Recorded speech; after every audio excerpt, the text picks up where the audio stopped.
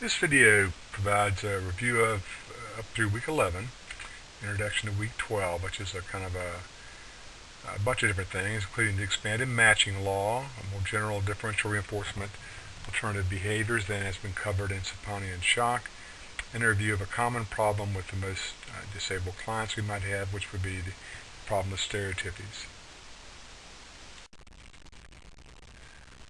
We've covered the idea from Sapani and Shock, a very important and very good way to conceptualize these issues of the functional diagnosis that flows from our functional behavior assessment.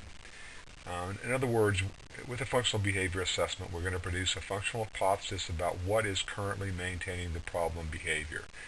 And in our procedure, we're also emphasizing the importance of the initial functional interview to help us identify problem situations and also to identify, and this will be important this week, what's the expected behavior in those problem situations and what reinforcers are available if the child exhibits the expected behavior. The functional analysis focuses on the problem behavior and what the functional reinforcer for that is. But at any rate, the Sapani and Shock system is an excellent framework for the functional behavior assessment and that leads to functional treatment planning. All of the process from Sapani and Shock leads from an accurate functional behavior assessment. And accuracy means we've identified the functional maintenance of the problem behavior. So now, this week, we're going to expand our ideas about this for treatment from previous content. We'll start with our FBA, our functional analysis, and our functional hypothesis. We now understand very clearly that our functional hypothesis allows us to make a functional diagnosis. In other words, a diagnosis is based on the current function of the problem behavior. What does it lead to? Does it lead to escape from a social situation? Does it lead to access to direct sensory stimulation? All these are clarified by our functional hypothesis and lead us to put the problem behavior into one or more of these diagnostic categories. The very nice thing about Sapani and Shock is that once you're in a diagnostic category, then you can identify what's available as a replacement behavior, in other words, some other target for reinforcement than the problem behavior. In Sapani and Shock and any other source for the idea of functional intervention planning emphasizes the notion that we've got to enable, by using the identified reinforcer, some socially meaningful alternative behavior, while at the same time we disable the problem behavior. And for Sapani and Shock, each diagnostic category has a set of replacement behaviors and also a set of ways to disable the problem behavior. And once we have categorized or diagnosed our problem behaviors and selected placement behaviors, then the next feature of Sapani and Shock that's, I think, very nice is the idea of standard treatment protocols. While he focuses, and we looked at last week, on the escape functions, 3 and 4, he really focuses on the socially mediated access and socially mediated escape as far as the standard treatment protocols go, and then provides the differences for direct access or direct escape.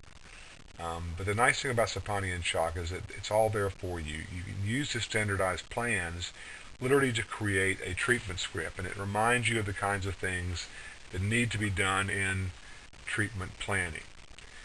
So here we are. We've got a way to produce functional interventions. It utilizes all the information about interventions and about the principles of behavior that you've learned in the 2 ABA courses.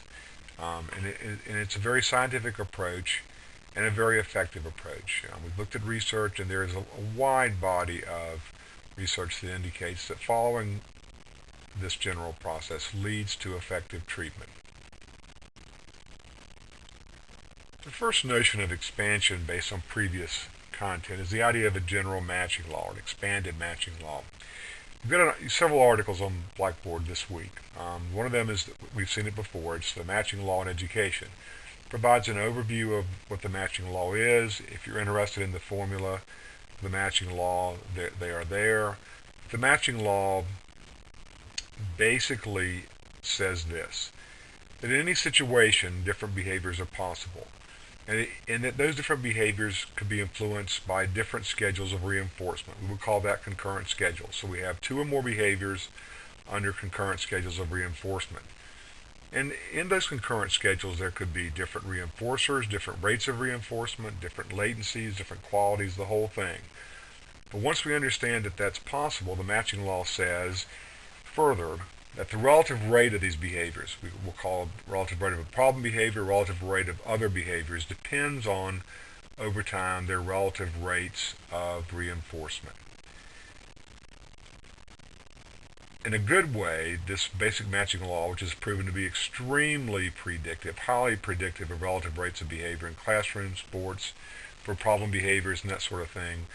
But the nice thing about this is it is expanded to look at other features of these concurrent schedules that can be manipulated.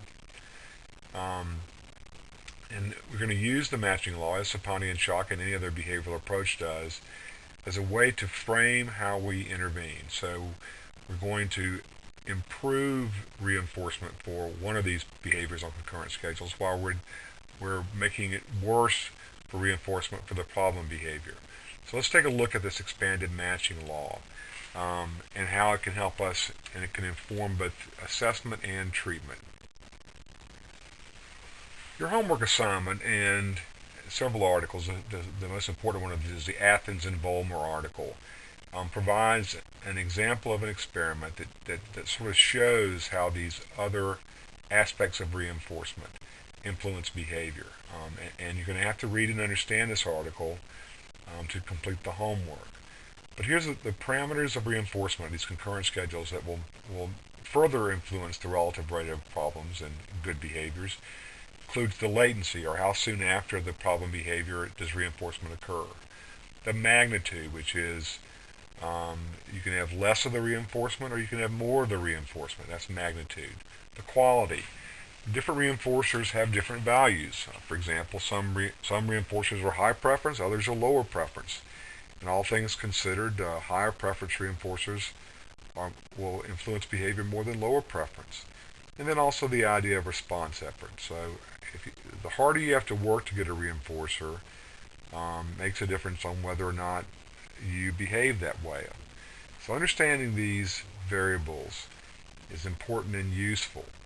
Our intervention design can make use of this understanding. So we haven't got to just manipulate the rate of reinforcement, but if you'll see the article Athens and Vollmer, you can also manipulate the latency, the magnitude, and the quality.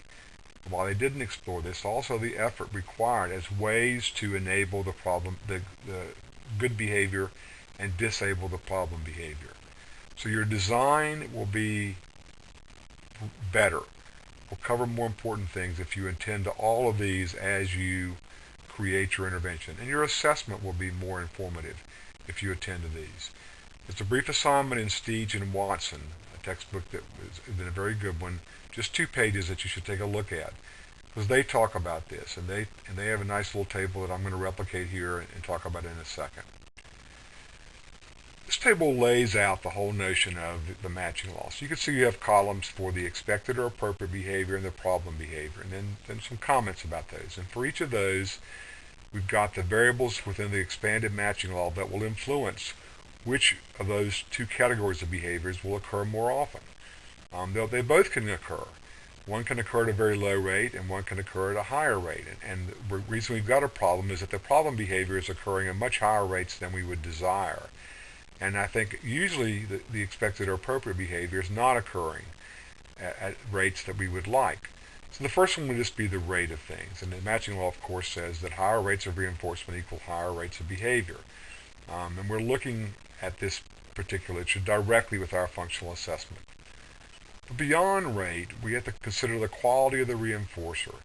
So if the problem behavior acts as a reinforcer that's very desirable to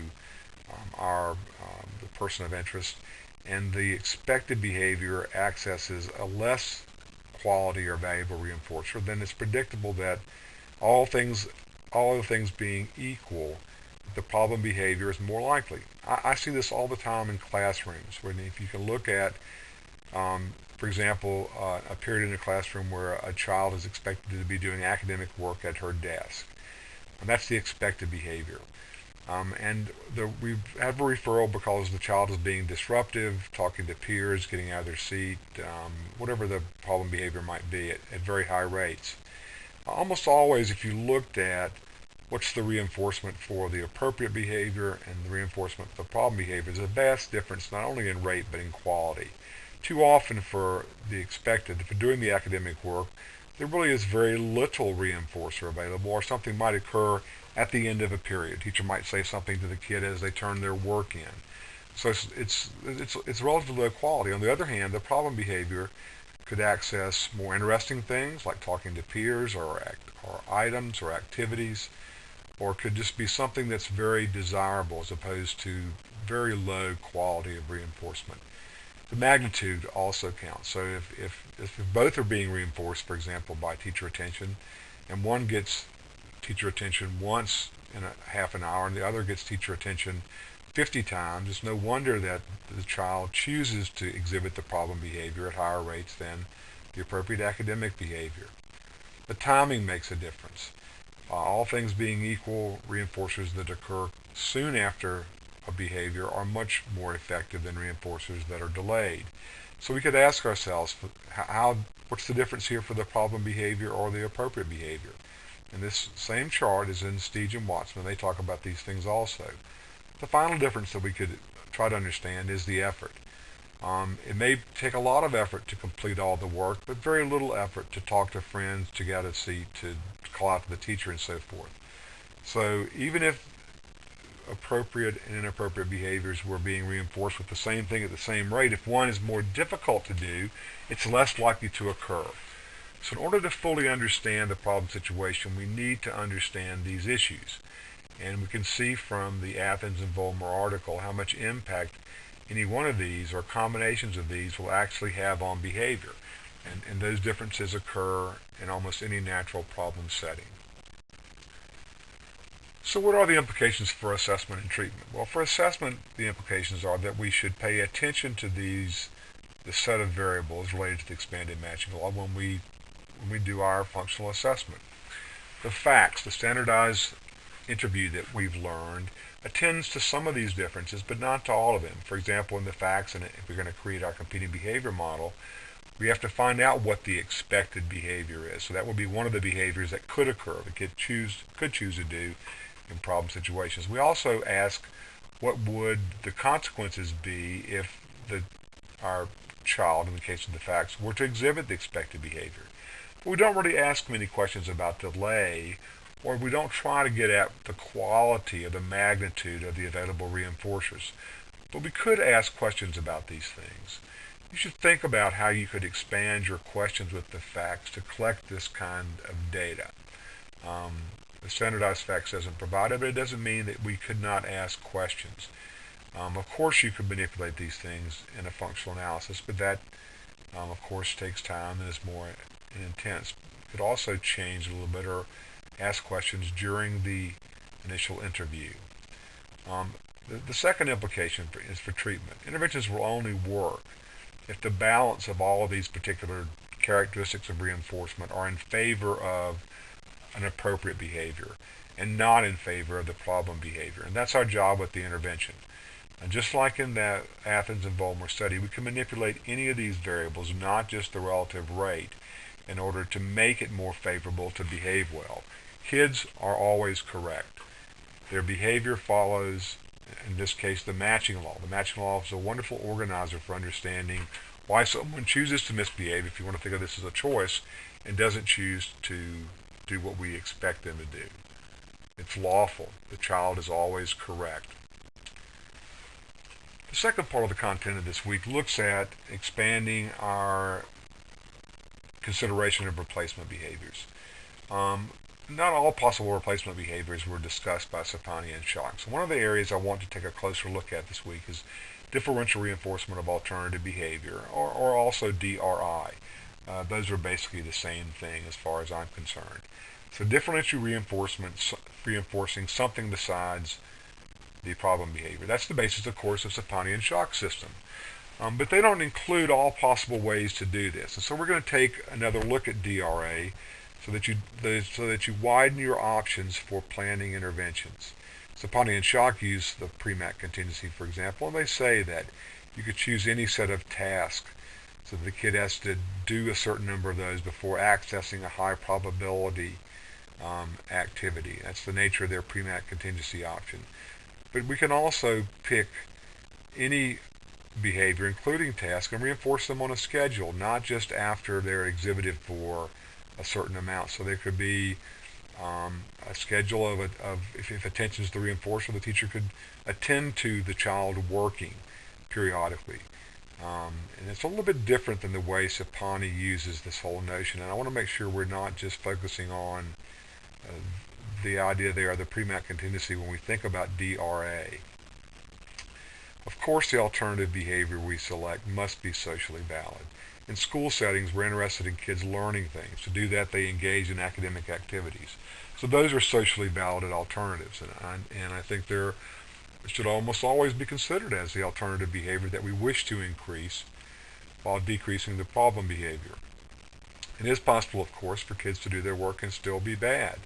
In that case, we still should take a look at the alternative behavior and wonder why we're only requiring so little academic behavior that there's plenty of time to be bad. And we'll talk about those kinds of interventions in our final week next week.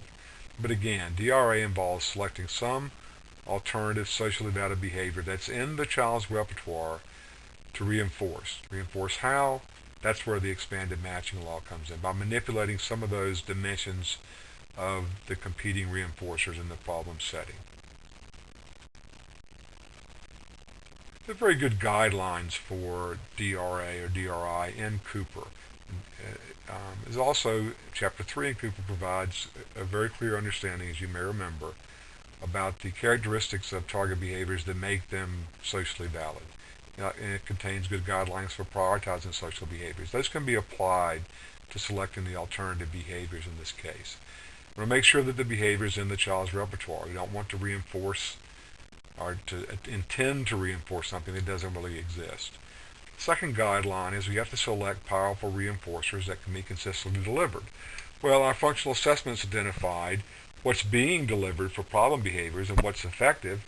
And so the first approach, and the one we should always, I think, really do, is that we must use that reinforcer in our intervention because we already know that it's functional, and we don't need to go any further.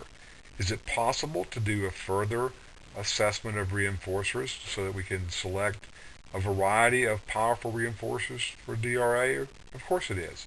And we've looked at it, and one of your homework assignments is to look at reinforcer assessment or preference assessment as a way to do this. But certainly the most functional interventions are those that capitalize on our understanding of what is currently functioning to reinforce undesirable behavior. The third guideline is that initially we want to use very little delay. There's the delay aspect of the expanded matching law, and we want to reinforce very often. Those are great guidelines because we want to get control of things early. We also must have a plan, that's the fourth guideline here, to fade our reinforcement over time. We could do that by reducing the amount of reinforcement that we use each time we provide it. We could increase the ratio, in other words, not reinforce as frequently. You can even shift control from whatever reinforcer you're using to a more appropriate reinforcer if you'd like. Those things are done with thinning and fading, and that's described very well in Cooper. The next guideline here is that there's got to be a plan to disable the problem behavior. Extinction or severe reduction. Extinction may not always be possible. And the Athens and Vollmer article shows that you can not necessarily put the problem behavior on extinction to reduce it to near zero by manipulating the quality of reinforcers for the problem and appropriate behavior, the magnitude, the latency, and so forth if extinction is not possible. By doing that, we also preclude the worry about things like extinction bursts. And final guideline is that consider other combination of treatments if necessary, and that's certainly true. We've got the core intervention design that's illustrated with Sapani and Schock, and now we're just expanding that by increasing our understanding of what replacement behaviors can be, and to use DRA is part of enabling acceptable behaviors and disabling unacceptable behaviors. I've assigned a review article that reviews the effectiveness of DRA with developmentally delayed populations, the Petcher, Ray, and Bailey article.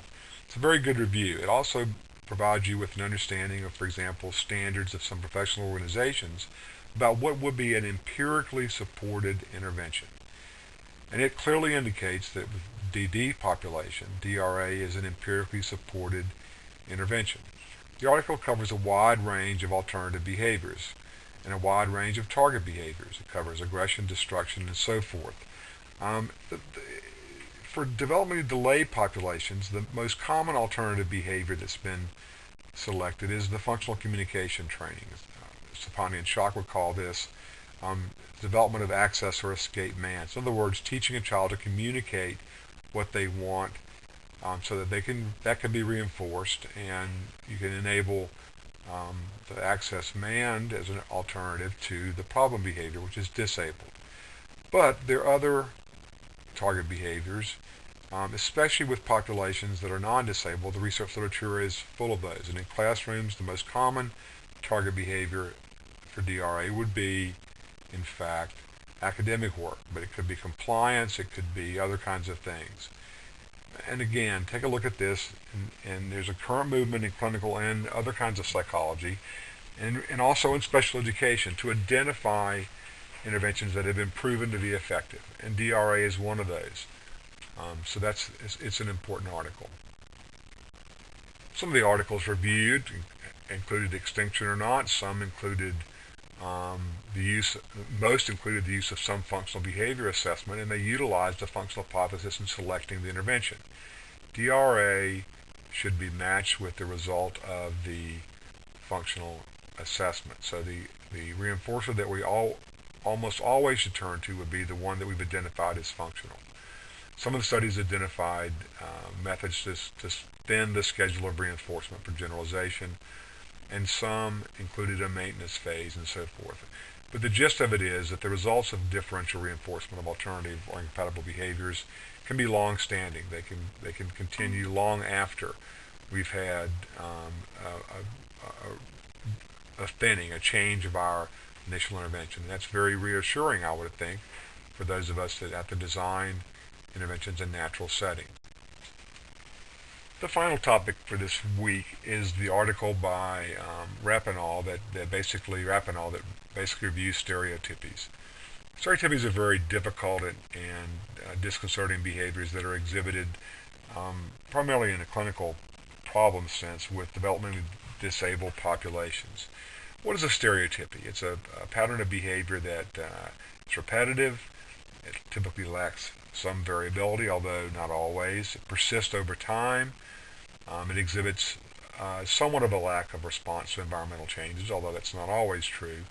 It appears to almost always lack a social function, although, as the article indicates, there is some evidence that these stereotypies can come to be controlled by social consequences.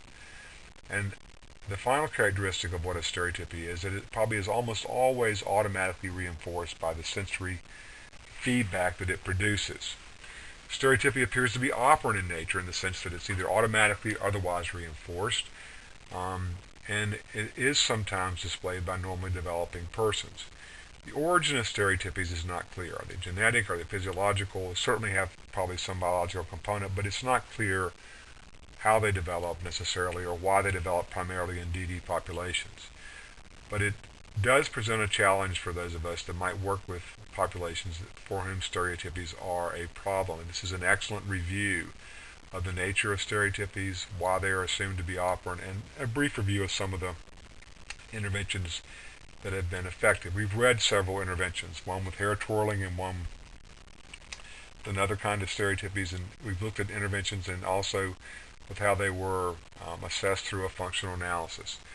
So using functional analyses, stereotypic behaviors have been analyzed with very sophisticated functional analysis. Even the exact nature of the sensory feedback has been clarified, and interventions have been successfully designed, although there remain problems, as the article will discuss. What's the set of evidence that stereotypies might even be defined by the fact that they're automatically reinforced, and what evidence is there that this is true? The article does a very nice job of outlining this evidence. The first bit of evidence is that stereotypic behavior persists in the absence of any available social consequences. For example, occurs in the alone condition in functional analysis.